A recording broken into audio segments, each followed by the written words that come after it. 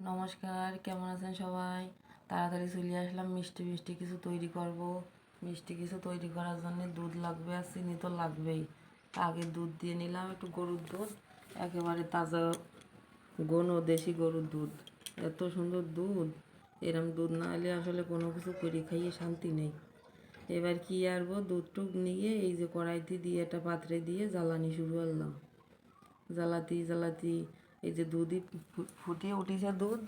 এবার আসছে একটু নাড়াচাড়া দিচ্ছি, দিয়ে এবার কি বানাই সেইটাই আসছে বিষয়। কি যে বানাবো তা আগের থেকে কিছু কবার না, আগের তো দেখাইনি, তারপরে কবানি। এই যে দিয়ে দিলাম একটু ছানার জল। ছানার জল আগে একদিন ছানা কাটিলাম, সেই ছানার জল ছিল, তাই সেই জল দিয়ে এই ছানা কেটে নিচ্ছি। আর যদি ছানার জল না থাকে তাহলে মিষ্টির দোকানেতে ছানার জল আনিয়ে নিয়ে ছানা কাটা যায়। না হলে লেবুর রস না ভিনেগার দিয়েও ছানা কেটে নেওয়া যায়। তবে লেবুর রস আর ভিনেগার দিয়ে ছানা কাটলেই সেই ছানাটা পরে আবার একটু দিয়ে নিতে হয় জলে। এই যে পরে জল জড়াইয়ে আসলাম, মানে 1 ঘন্টা পরেই আসলাম। জল সব জড়িয়ে গেছে, জড়িয়ে ছানাটা একটু জুড়ে ঘুরিয়ে নিচ্ছি ভালো মতন।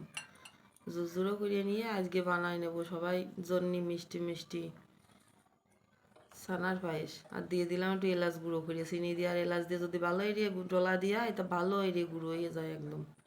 সে গুঁড়ো এরিয়ে দিয়ে দিলাম, দিয়ে এবার আবার দুধ নিয়েছি, নিয়ে আবার জাল দিচ্ছি। তার মধ্যে গিরানের জন্য দিয়ে দিলাম গাছে তেজপাতা।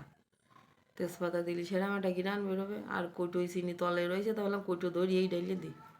তাই চিনির বয়মটা দড়িয়েই ডাইলে দিলাম। ডাইলে দিয়ে আর একখান দিয়ে দিলাম একটুখানি খেজুরির পাটালি। ওই যে খেজুর কিনা ছিল, পাটালি কিনা ছিল খেজুরি পাটালি, তাই।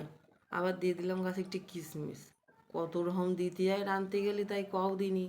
হ্যাঁ, আর সেই ছানা ওই যে জুরজুরি করে নিলাম একটু আটা দিয়ে, দিয়ে সেই ছানা দিয়ে দিচ্ছি। ছানা দিয়ে দিয়ে দুধটা কিন্তু ভালো হইলে ঘন হইলে তারপরে ছানা দিতে হবে। আর যদি দুধ পাতলা থাকে তাহলে কিন্তু ওই ছানা দেওয়ার সাথে সাথে ওই দুধও আবার কাটিয়ে যাবে। এই জন্যই এই যে মাথায় রেখে কাজ করতে হবে। তোমরা আবার বানাতে গেলে হইলো না, তখন আমার কবানে দিই রে তুমি কি কইলে আর কি এরিয়েছি, দেখো তোমার মতো তো আসছে না, তার জন্য আবার কইয়ে না। তাইতে কইয়ে দিলাম আগেরতে যে দুধটা ভালো রে ঘন রে নিয়ে তারের পরে ওর মধ্যে ওই ছানা দিবা, তাহলে আর তোমার দুধ কাটিয়ে যাবে না।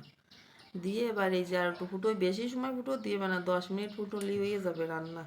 এই যে রান্না এবারে ওকে, এবার এতে ডালিয়ে নিয়েছি, ডালিয়ে নিয়ে 1 ঘন্টা থুয়ে দিছি যে একটু ঠান্ডাই নিক, নাহলে মিষ্টি জিনিস একটু ঠান্ডা হলেই ভালো স্বাদ লাগে। হ্যাঁ, অত গরম গরম তত্ত্ব খাওয়া যায় না। তাই এবার দিয়ে দিলাম ওর মধ্যে, ওই যে নিয়ে চলে আইছি, আইসি এবার ওই বাটির মধ্যে খানিক দিয়ে দিলাম। দিয়ে এবার ভাব দিছি আগে খাইয়েই দেখি কিরাম স্বাদ হয়েছে, তারপরে তো কব তোমাকে কিরাম স্বাদ হয়েছে না হয়েছে। নাহলে তোমরা বুঝবা কি রে? হ্যাঁ, তোমরা তো খালি দেখতেই পাচ্ছ, বুঝতেই তো পারতেছো না স্বাদ কিরাম হয়েছে, খাতে কিরাম হয়েছে। সেই স্বাদ হয়েছে, খাতে ইচ্ছে শুধু। আর ওই যে কিশমিশ গালের মধ্যে পড়লি, মনে আছে যেন এ যেন